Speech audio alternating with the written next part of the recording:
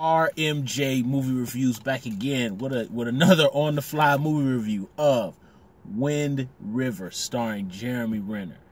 Man, I'm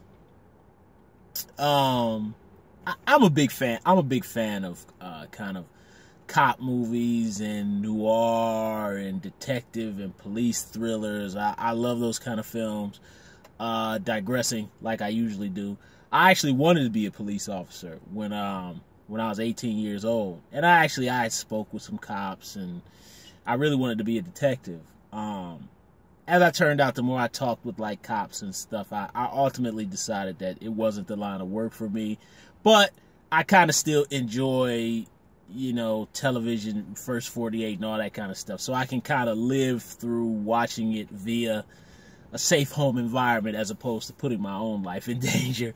So I'm into these kind of things. I love the police thriller, cop noir genre.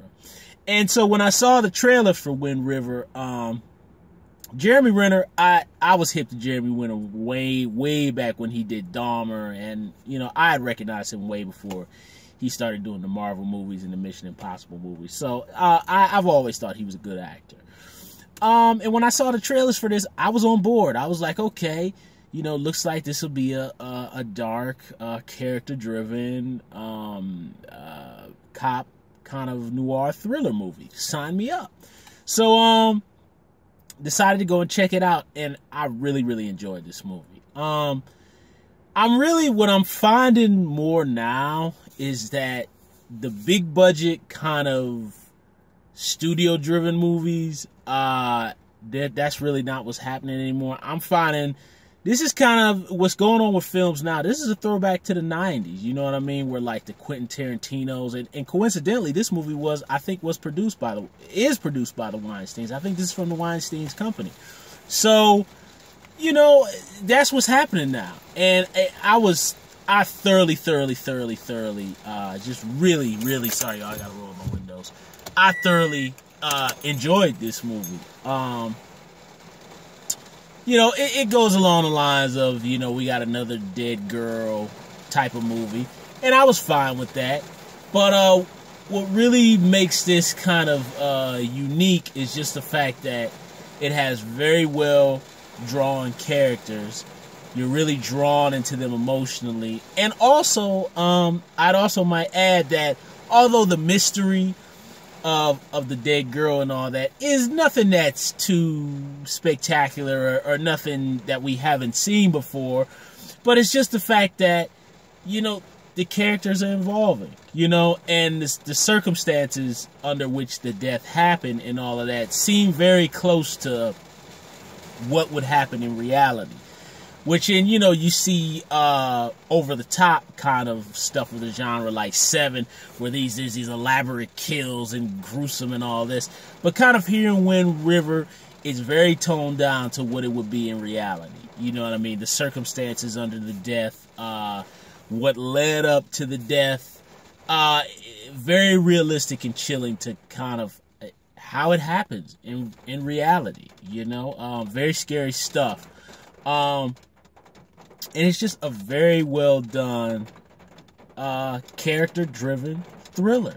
I really like the movie.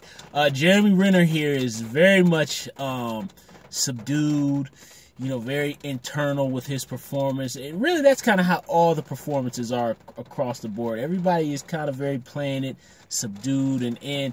And I think this is one of the Olsen girls from I'm dating myself, from Full House back in the day.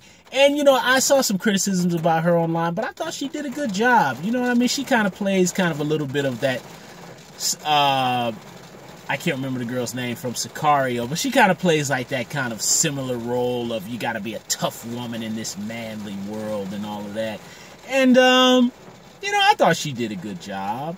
I've seen some reviewers say, well, she doesn't look like an FBI, but, I don't know.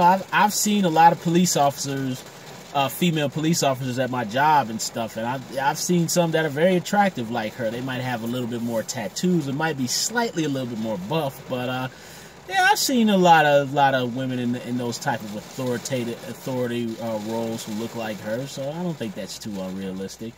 I really enjoyed the film. I thought the characters were very well drawn. They were believable. I love the fact how they really parallel Jeremy Renner's. He's like a hunter and a tracker, and basically that's what Jeremy Renner is doing. He's hunting. So he hunts predators, right? He's supposed to be looking for these lions that have eaten this man's cows, and he hunts wolves and all that stuff. But Jeremy Renner is actually sent to track real predators, humans who kill other humans, and I love that kind of that subtext in the parallels. I really love that. I thought that was really, and also I love how, I'm not gonna give it away any spoilers, but ultimately when things get to towards the ending. Actually, the ending kind of surprised me because it came a little bit quicker than I thought it would. But I do love that the finale is very, although not some elongated Michael Bay-ish 15-minute action sequence, it's brief, but it's tense, it's brief, it's raw.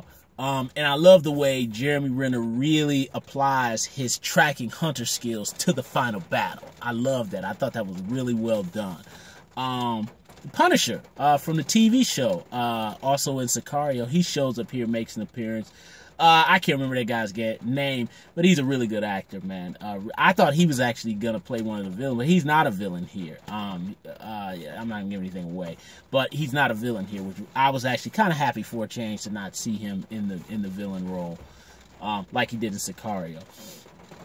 But it was just very well done. The last action sequence was very tense. And I will say one thing, digressing, and being a person who actually works around a lot of death in real life, there was a scene towards the end between Jeremy Renner and the dead girl's father, where basically this takes place in, I believe it's Colorado, Native American culture, and he kind of has on the Native American paint as he's kind of just basically speaking with his daughter. He's accepting the fact that she is dead, and he has to accept her death. He has to grieve, and he has to move forward. And they're just sitting there on the ground, and Jeremy Renner is sitting next to him. And I'm not gonna lie, it's the one moment in the movie that kind of got me a little bit, and kind of working with people who really lose their children for real in real life, and really talking with them. That was the one moment where kind of, for me personally, it kind of went past just being a movie, and I felt that scene for real. But I love when the father's talking with Jeremy Renner, and he turned and he looked at him, and he said, would you just be able to sit here with me for a little while? And Jeremy Renner just kind of looks at him, and he goes, hey, I can't remember what he said, but he said something to the fact of, I got all the time in the world. And that moment kind of really touched me. He just said, the man is grieving. He lost his daughter was murdered. So he's, obviously in pain. And all he asked was, can you just sit here with me for a minute? And that kind of tore me up a little bit inside that scene. It was so real to me. But, and I love those, and I kind of love these movies that have those really human, real moments like that. This is a fantastic piece of work. I really enjoyed this movie. I'll be getting it on Blu-ray when it comes out. Hopefully it'll have a commentary. We'll see. But thumbs up the video, subscribe to the channel, share the video. Don't forget to hit a little bell to be notified when I come up with new videos. And leave comments down below about Wind River. Spectacular piece of work, you all. RMJ Movie Reviews. I'll see you soon.